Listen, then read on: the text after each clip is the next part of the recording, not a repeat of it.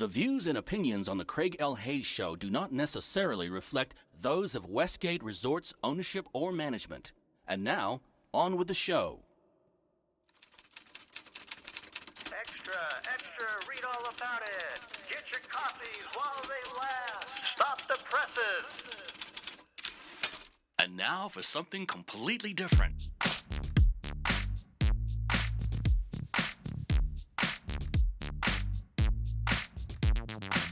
Are you ready for a little truth? Are we not entertained? Wisdom is the proper use of knowledge and experience. There are no safe spaces here. The truth shall make you free. It's showtime! So you want the truth, but can you handle the truth? Well, here's another fine mess you've gotten us into. Now that's entertainment. Enlighten me a little. What you say is quite logical. And what did we learn? Prepare yourself for a little sensory overload. I came here for the truth. 47 years ago, stand by the roll show intro. Roll show intro in 3, 2, 1, go. This is the Craig L. Hayes Show. Hello, America, family, friends, and listeners all around this planet we call home. This is the Craig L. Hayes Show. I am Craig L. Hayes, and it's the 13th of January, 2025, and we are recording this from the Westgate Resort in Las Vegas in the International Showroom. And usually we would be doing this from Elvis Presley's dressing room, but it developed a leak in the ceiling, so we had to move down the hall a couple of doors to the wardrobe room. Still glad to be here. Still thankful for Cammie Christensen, the president of the hotel. She allows us to do this, and Don Rawl, the entertainment vice president and marketing vice president, and John Peer for his help in, he's a technical director and entertainment director for the hotel. Thankful for all of them allowing me to come down and do this show. What about show business? What goes on behind the scenes? What's going on behind the curtains when, how does the show get on the road? How do we make a show in our lives behind the curtain, as we may say? That'd be a good book, wouldn't it? Oh, wait a second. Hey, we got a book. Anyways, today is, I'm going to be here with a friend of mine that I've known for, I'm guessing it's got to be 25 years, Chuck. Got to be. Yeah, it's about 25. It's good to be here, Craig. Good. And Chuck is going to talk to us a little about his experience. He's had quite the livelihood of experience of all over the place. I didn't even realize that he was a stuntman at one time down at Knott's Berry Farm. He was a cowboy getting shot and thrown off a train and falling off a horse, all kinds of crazy stuff, man. He still is alive to talk about it. So what we're going to do here, Chuck, tell us a little bit about you. I just want to know, let people understand that, not everybody here that's in show business starts off in show business. We have quite the variety of jobs, et cetera, that we do before we, some of us just get into show business.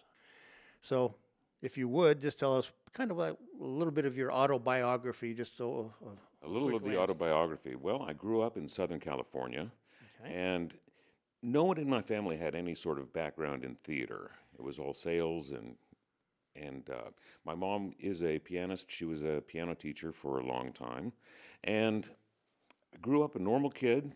And when I got into high school, I got encouraged to join a play.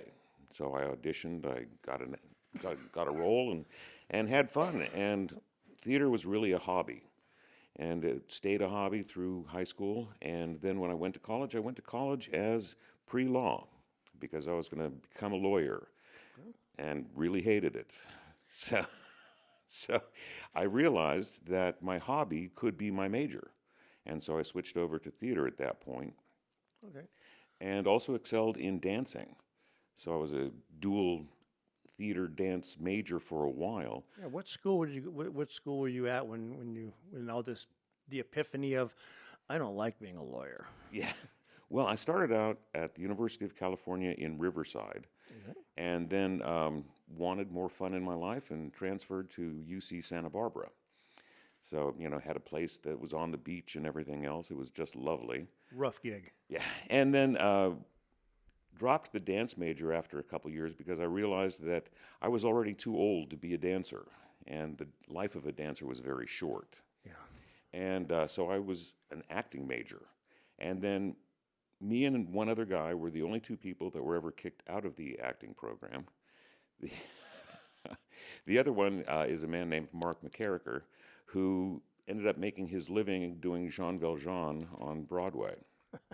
So he gets kicked out of acting school, basically, and he goes on to become an actor on Broadway. Yes. See, not even university professors or teachers can see what's before them. Yes, it's so true. And then I became more of a theater generalist, learned a lot of the technical theater as well. Immediately after college, I was hired with the California Young People's Theater. And because I got degrees in both general theater and also theater for young audiences. And so I ended up working with that company for a couple of years. And I ended up writing some of their scripts, as well as acting and directing with them, which inspired me to start my own theater company back in Riverside. So I started the Riverside Young People's Theater. And that turned into the Inland Repertory Theater, because after a couple of years, we added adult plays as well as theater for children. So, because we had a regular, touring circuit in Southern California, which was really nice. And the Inland Repertory Theater is still there today, which is a nice little legacy. And I decided I wanted to further my education, so I got an internship, so to speak, at University of Alabama, Roll Tide, and focused my energies on directing. So I have an MFA in directing. From there, started touring around the country, directing for regional theaters all over the place. And did that for a long time until finally I decided to apply as a professor of theater. And was hired first in Illinois, and then back in Alabama, and then transferred out here to Las Vegas. And so I was a professor of theater for 9 years, and then the private sector got me. So I started directing shows on the Las Vegas Strip and started producing around the country. So, yeah, I was a stuntman when I was 18, 19 years old at Knott's Berry Farm, and it was my summer gig. Nice. And so I rode in the town, got shot, fell off the horse, got dragged off, changed my hat and my vest, climbed up on the roof of a second-story building, and then got shot and fell down. Did that 6 times a day, 6 days a week. But, yeah. Hey, it's a living. It's a living. And so this is about 1998, 99. I was producing, directing, and decided to pick up a gig, doing some spotlight stuff here in town. And so I first came to work at the Hilton and for Craig in 1999, so about 26 years ago. Man. And the lighting director then, Don Toto, said, "Hey, kid, you got a good eye." So he brought me back, and I kept coming back. So the tech stuff was always sort of a side hustle and a side gig that worked along with my regular producing, because that was not always consistent. So the last gig I did was for Michael Bublé. Okay. Yeah, that was last year. And a private company hired me to put on a Folies Bergère type show with Michael Bublé as the singer. It was for a guy named Joe Hardy, who was America's first billionaire. He was the founder of 84 Lumber, and this was for his 100th birthday. So we got there to his private estate. He was going to have about 300 people in this little theater on his property. And got to meet Michael, got to work with him. We rehearsed, we did everything. Day of performance, the assistant comes to me and says, you know, we're going to set up a video feed because Mr. Hardy is not feeling good, so we're going to pipe it into his room. And it's like, okay. About 3 o'clock that day, the assistant comes to me and says, he died. It's like, okay. Wow. So are we going to continue with the show? And the assistant said, well, all of the guests are already here. So we have about 300 people that are already here, already ready to see a show. So we're going to turn it into somewhat of a memorial. And it's like, okay. So no birthday cake coming out, no singing happy birthday. So that was quickly modified. Mm-hmm. And they were scrambling, trying to figure out what to do. And some marketing person thought it would be a great idea to get one of the cardboard cutouts of Joe Hardy and seat it at his table. So we could perform to the cardboard cutout of the 100-year-old Joe Hardy, which, you know, is awkward and strange enough as it is. It was a bizarre night. At one point, I had to use the restroom. And you know, there's that sort of guy code that when there is a long line of urinals, you don't go to the one right next to the other guy. Yeah. So I am there doing my business, and lo and behold, a guy comes up and gets the urinal right next to mine, which is, you know, it's like a little awkward. But then the guy turns to me and starts talking. And it's like, hey, this is a really weird night, isn't it? I look over, and it's Michael Bublé. And I say, yes, this is a really weird night. It just got weirder. It just got a little weirder. But it turned out to be interesting. And so I have another gig coming up in March. So it's also in Philadelphia, so we'll be producing that and everything else. But it's funny because I have done a lot of shows, did the Dallas Christmas Parade for 5 years, fourth largest parade in America. And again, with all of my stagehand work, again, it's always been more of a side hustle than the main focus of my life. So that sort of brings us up to speed here. Okay. Well, now that we had a quick overview, let us go back and do a little detail work on this stuff. All right. Did you ever get hurt doing the Knott's Berry? I mean, you're going to get sore, you're going to get knocked around, falling down, whatever like that. But did you break any bones or anything like that, falling off the buildings or anything? I was very lucky. Never got hurt at all at Knott's Berry Farm. I was doing stunts for Lone Star Theater Association one summer, and we were reenacting, you know, Texas battles.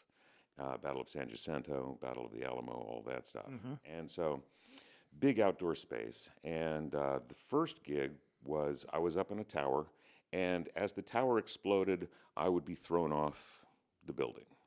Okay. You know, and then I'd, again, change the hat and the vest, climb back up to another tower, and get shot and fall off backwards while still firing my weapon. Well, one time when the explosion happened, I was jumping too far, and so I was going to miss the mat. But fortunately, I had a really good spotter who saw that I was going to miss the mat, and basically threw himself midair, hit me midair, and forced me back on the mat. And that's the closest I came to getting hurt. Okay. So. Well, that was a good spotter, man. That's good that he's paying attention. So. Yes. Yeah, I remember that thing. I've been down to Knott's Berry Farm and saw that, and I thought it was pretty cool. The guys getting on the train, robbing the train, and, you know, all the fun stuff they did with that. And I haven't been back there in a long time. Well, I was back there a few years ago, and they had changed it because the running gun battle used to be on the street of the old town, you know, and they would just clear people to the sides. Now it's so dry. They put it on a stage. It's very generic. And was rather disappointing to see. Yeah. Are they allowed to use even cap guns? You know, it's California, so you have to kind of question what they do down there. I think they still have permission to use cap guns. Okay, that's you know, you got to ask these questions sometimes about some of these places. But okay, so when you were a teacher or professor, whatever What did you like being called? Doctor this or professor this? I Or was professor. professor. Professor Chuck. That was a good one. Yeah. I like that. Okay. Um, did you like being a teacher, or was it it becomes not monotonous teaching the same thing to another group of kids coming through, another group of kids? I really enjoyed teaching. Okay, Teaching good. was a lot of fun. The bureaucracy and politics of a university is somewhat daunting. And I'm not very good at playing politics. And if people ask me a question, I usually tell them the truth. Oh, So when the president of the university asked how things were going, I told him. And they didn't like that. why is it some people just prefer you to blow smoke up their skirt or whatever? I mean, just It's all about ego. yeah, it's like, how about the truth and we'll deal with whatever? You know, I don't know. Some people, I've never had a problem with just telling me the truth. I don't care what it is, but So yeah, when the private sector and producing shows on my own, where I could get to be the boss, and it paid a lot more money, that was the appeal to make the move. yeah. How many years total did you teach I was a professor for 9 years. between Alabama, Illinois, wherever else? Yeah, there was 1 year in Illinois, and then 2 years in Alabama. Actually, I was a semester replacement at Dartmouth, so I taught there for a semester, and then got the opportunity to come out to Vegas. Okay. And where did you teach here? At UNLV or community college or At the community college. community college? Gotcha. Yes. I didn't remember if you told me that, but was it the community college over on Cheyenne, or were there others at that time? Well, all the plays were produced on the Cheyenne campus because Okay. they have a really nice theater, the Nicholas Horn Theater. Oh. It's a really nice theater, and they have a great scene shop and everything else. I did teach over at the Charleston campus because they wanted acting courses and history courses and intro to theater courses at that campus as well. So did a lot of the teaching at the Charleston campus and produced all the plays over at the Cheyenne campus. Nice.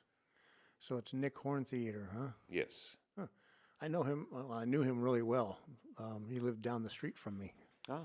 back in the day in the 70s and 80s, and he passed away. I think he had cancer in mid 80s, somewhere in there. So while I was there, I taught stagecraft and technical theater, and actually set up a relationship with the Stagehands Union because at that time they didn't have the space for training, and at that time they needed a lot more stagehands.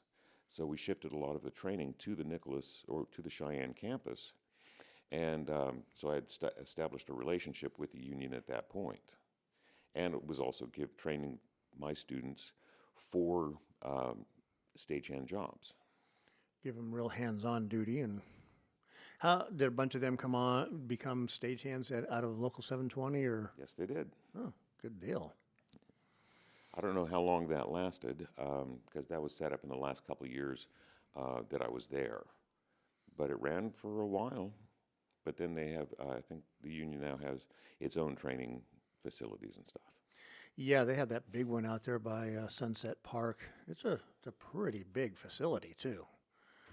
I mean, big rigging, all kinds of stuff out there. So then you started getting, that was a good relationship to set up. It helped you get into the local and start getting some work out of the local, you know. Exactly. It all can be symbiotic, you know.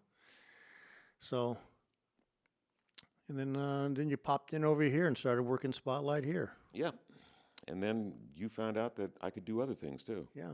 You weren't just one of those electric guys that could only do, you know, lights on, off, on, off, you know. Yeah, so I started using you some more, so very nice, man. It's showbiz. What a life. I enjoy it. I'm sure you've enjoyed it because you've been into it, but you just haven't done the business. I mean, you still do all kinds of stuff. I mean, Oh, yeah, I can't believe how much stuff you're involved. You were shopping a play in New York in the Soho Theater. You were, like you say, the Dallas thing. I was also the editor of what was Dirt Alert, and then Callback News, which was the entertainment trade paper here in town. So I was the editor. I wrote articles about different people and various things about Vegas entertainment, and started a website reviewing all the shows. So that was igoshows.com, and that has all the reviews of all the shows in town. And did a monthly newsletter for close to 20 years about Vegas entertainment. So writer, technician. I also got into photography and was a chapel photographer for a while. And they liked my work, and so they used me more. And I pretty much got burnt out on doing weddings because I was doing at least 50 weddings a week. Oh, my heavens. And over the course of some time, I've shot about 6,000 weddings, and never want to do another wedding ever again. Was this at one of those wedding chapels that... It was over at, I did the wedding chapels at Flamingo and Mandalay Bay. Okay. So it wasn't one of the smaller chapels, but Flamingo has like 5 different spaces people can get married in their gardens and stuff. It's very nice, actually. Oh. But they crank them out. They crank out those weddings, boy. So 50 a week. Good Yeah. grief. And then from there, started doing photography for my own pleasure, and ended up starting Mad Meat Photography. My business partner is Minnie Madden, and so you get the mad from her, and Chuck Rounds is 2 cuts of meat. So we combined it and do Mad Meat Photography. That works. Yeah, and we also have Desperate Characters Production Company, as well as Minnie Madden Productions. So Mad Meat is our outlet for crazy photography, and specialize in putting Barbies in compromising positions. Yeah, we've seen some of them. But I also like photographing naked women, so that's an enjoyable task as well. Yeah, I could see that. So several of our pieces are in the Erotic Heritage Museum over here. So a couple of them are part of their permanent display. Nice. So that's nice, and we sell postcards and prints and everything else. And you took the photo that's on the cover of my book, too. That's true. And that was a pretty interesting one. It was just during rehearsals, standing around at rehearsals, you just saw a good shot there, took it, and it's like, wow, can I use this on my book? Yep, there it is. It's for all to see. Yep. So it was just one of those happenstance moments that it was like, oh, he looks good as in that silhouette. Yeah, it's a take great my- shot. It's a great picture. Let me take my phone out and just whip out a shot. Yeah, it's a great shot. It really is. It's like I say, it's on the cover of It's Showtime for all to see. So, and then I got into more writing, and during the pandemic, actually, I wrote 4 books, which started out, it started out to be a romance novel. It really did, and turned into straight pornography. Yeah, I read your first one. I was reading going, oh, Chuck. It was well done, though. I mean, it was well done. It was just It's well-written porn. yeah, it's not your, whatever you call it, B grade stuff. It's good, but no. So, and you also had written a play. The play for the Soho was about prison life, women's prison. It was, for 4 years, I volunteered at the women's prison here in town, and I did a theater course, essentially, and produced plays with the inmates. And like I said, did that for 4 years, just volunteered. I wasn't getting paid or anything.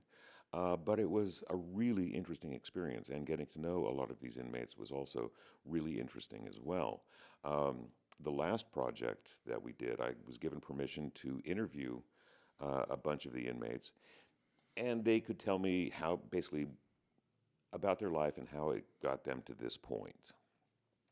And so, but the key was, they would tell me these stories, I would write things out, I would give them the opportunity to edit or redo, because I wanted them to have the final say on their story.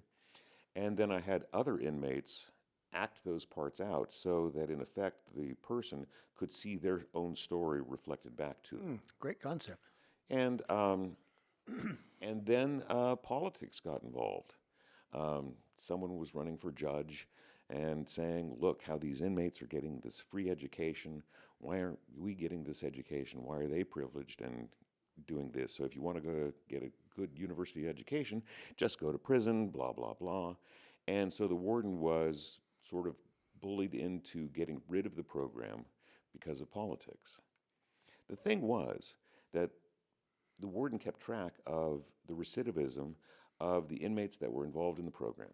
Standard recidivism is 75%. The people who went For across the board with all inmate type across the board, all inmates, Wow. in general, 75%? 75% recidivism. Oh my heavens. And people involved in the theater program dropped to 17%. 17%. Just because theater has so many other qualities. It's cooperative, it's critical thinking, it teaches history, problem solving, and it teaches people how to work together. It's one of those things that just getting involved in something like that drops the return rate to prison 60%. And it was a free program, and they got rid of it. About to say, because you were doing it for free, so what was... I guess I have a hard time understanding sometimes. You know, politicians are, whoever they are, can be and many times are just basic scumbags anyway. Yeah, but it's like, But it's like, look, why? Look how tough I am on crime.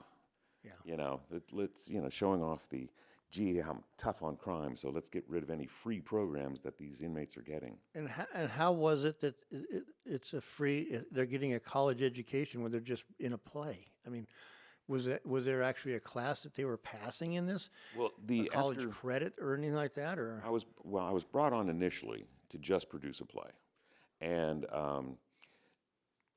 but producing a play in a prison is hard, because when you start moving things in and out like sets and lights and electronics and everything else, you have to bring on a lot more guards to supervise, all the setup and everything else, and then you get into make sure stuff isn't being snuck in with it. And I mean, they had to inventory the screws every single day.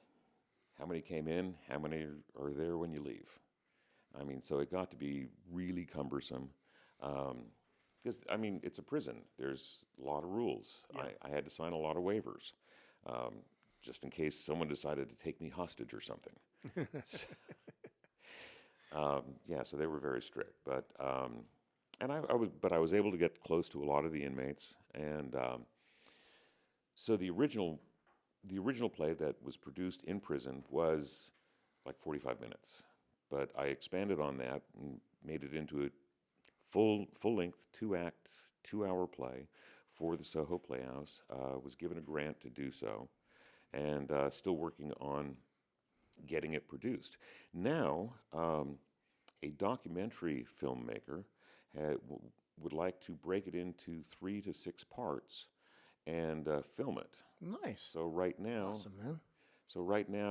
I'm revamping the play and trying to figure out how to break it up into 3 to 6 episodes for shooting on it as a documentary.